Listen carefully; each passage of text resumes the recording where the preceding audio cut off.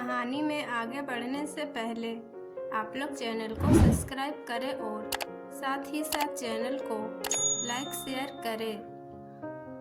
एक बार एक शिष्य ने विनम्रता पूर्वक अपने गुरुजी से पूछा, गुरुजी, कुछ लोग कहते हैं कि जीवन एक संघर्ष है, कुछ अन्य कहते हैं कि जीवन एक खेल है और कुछ जीवन को एक उत्सव की संज्ञा देते हैं। इनमें कौन सही है? गुरुजी ने तत्काल बड़े ही धैर्य पूर्वक उत्तर दिया, पुत्र, जिन्हें गुरु नहीं मिला उनके लिए जीवन एक संघर्ष है, जिन्हें गुरु मिल गया उनका जीवन एक खेल है। और जो लोग गुरु द्वारा बताए गए मार्ग पर चलने लगते हैं, मात्र वे ही जीवन को एक उत्सव का नाम देने का साहस जुटा पाते हैं। यह उत्तर सुनने के बाद भी शिष्य पूरी तरह से संतुष्ट न था। गुरुजी को इसका आभास हो गया। वे कहने लगे, लो तुम्हें इसी संदर्भ में एक कहानी सुनाता हूँ। ध्यान से सुनोगे तो स्वयं ही अपने प्रश्न का उत्तर पा सकोगे। एक बार की बात है कि किसी गुरुकुल में 3 शिष्यों ने अपना अध्ययन संपूर्ण करने पर अपने गुरुजी से यह बताने के लिए विनती की कि उन्हें गुरु दक्षिणा में उनसे क्या चाहिए। गुरुजी पहले तो मंद मुस्कुराए और फिर बड़े स्नेह पूर्वक कहने लगे, मुझे तुमसे गुरु दक्षिणा में एक थैला भर के सूखी पत्तियां चाहिए, ला सकोगे?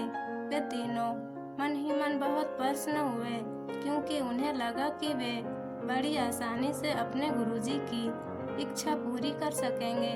सूखी पत्तियां तो जंगल में सर्वत्र बिखरी ही रहती है। वे उत्साह पूर्वक एक ही स्वर में बोले, जी गुरुजी, जैसी आपकी आज्ञा। अब वे तीनों शिष्य चलते चलते एक नजदीक के जंगल में पहुंच चुके थे, लेकिन यह देखकर कि वहां पर तो सूखी पत्तियां केवल एक मुट्ठी भर ही थे, उनके आश्चर्य का ठिकाना न रहा। वे सोच में पड़ गए थे कि आखिर जंगल से कौन सूखी पत्तियां उठा ले गया होगा। इतने में ही उन्हें दूर से आता हुआ कोई किसान दिखाई दिया। वे उसके पास पहुंचकर उससे विनम्रता पूर्वक याचना करने लगे कि वह उन्हें केवल एक थैला भर सूखी पत्तियां दे दे। अब उस किसान ने उससे क्षमा याचना करते हुए उन्हें यह बताया कि वह उनकी मदद नहीं कर सकता, क्योंकि उसने सूखी पत्तियों का ईंधन के रूप में पहले ही उपयोग कर लिया था। अब वे तीनों पास में ही बसे एक गांव की ओर इस आशा से बढ़ने लगे थे कि हो सकता है वहां उस गांव में उनकी कोई सहायता कर सके। वहां पहुंचकर उन्होंने जब एक व्यापारी को देखा तो बड़ी उम्मीद से उससे एक थैला भर सूखी पत्तियां देने के लिए प्रार्थना करने लगे, लेकिन उन्हें फिर से एक बार निराशा ही हाथ आई, क्योंकि उस व्यापारी ने तो पहले ही कुछ पैसे कमाने के लिए सूखी पत्तियों के दाने बनाकर बेच दिए थे।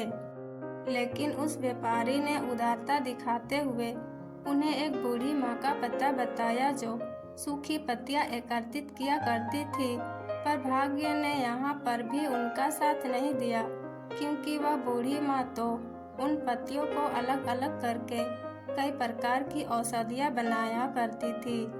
अब निराशा होकर वे तीनों खाली हाथ ही गुरुकुल लौट गए। गुरुजी ने उन्हें देखते ही स्नेह पूर्वक पूछा, पुत्रो, ले आए गुरु दक्षिणा? तीनों ने सर झुका लिया। गुरुजी द्वारा दोबारा पूछने पर उनमें से एक शिष्य ने कहा, गुरुदेव, हम आपकी इच्छा पूरी नहीं कर पाए। हमने सोचा था कि सूखी पत्तियां तो जंगल में सर्वत्र बिखरी ही रहती होंगी, लेकिन बड़े ही आश्चर्य की बात है कि लोग उनका भी कितनी तरह से उपयोग करते हैं। गुरुजी फिर पहले ही तरह मुस्कुराते हुए प्रेम भावक होकर बोले, निराश क्यों होते हो? प्रसन्न हो जाओ। और यही ज्ञान की सूखी पत्तियां भी व्यर्थ नहीं हुआ करती, बल्कि उनके भी अनेक उपयोग हुआ करते हैं। मुझे गुरु दक्षिणा के रूप में दे दो। तीनों शिष्य गुरुजी को प्रणाम करके खुशी खुशी अपने अपने घर की ओर चले गए। वह शिष्य जो गुरुजी की कहानी एकाग्रचित्त होकर सुन रहा था, अचानक बड़े उत्साह से बोला, गुरुजी, अब मुझे अच्छी तरह से ज्ञात हो गया है कि आप क्या कहना चाहते हैं। आपका संकेत इसी ओर है ना कि जब सूखी पत्तियां भी बेकार नहीं होती है तो फिर हम कैसे किसी भी वस्तु या व्यक्ति को छोटा और महत्वहीन मानकर उसका तिरस्कार कर सकते हैं। चींटी से लेकर हाथी तक और सुई से लेकर तलवार तक सभी का अपना अपना महत्व होता है। गुरुजी भी तुरंत ही बोले, हाँ पुत्र, मेरे कहने का भी यही तात्पर्य है कि हम जब भी किसी से मिले तो उसे यथायोग मान देने का भरसक प्रयास करें, ताकि आपस में स्नेह सहानुभूति का विस्तार होता रहे और हमारा जीवन संघर्ष के बजाय उत्सव बन सके।